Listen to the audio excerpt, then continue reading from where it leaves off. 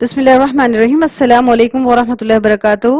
گھر ہمیشہ آباد رہے، اس کے لیے ہمیں بہت سے طریقے اپناتے رہتے ہیں، تو اس کے ساتھ ساتھ ہمیں یہ وظیفہ بھی کرنا چاہیے تاکہ اس سے ہم بھرپور فائدہ اٹھا سکیں۔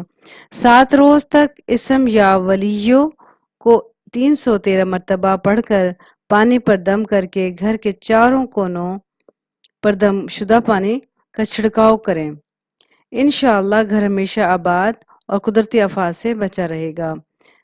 یعنی اس کو پڑھیں اور پڑھ کے اول آخر درود شریف بھی لازمی پڑھ لیں اور 313 مرتبہ کی گنتی بھی کمپلیٹ کر لیں، اور اس کو کسی پانی پہ دم کر کے پھر بوتل میں ڈال لیں، کسی سپرے والی بوتل میں ڈال لیں تاکہ پانی کی بے ادبی بھی نہ ہو، اور وہ سپرے گھر کے چاروں کونوں میں آپ کر دیں۔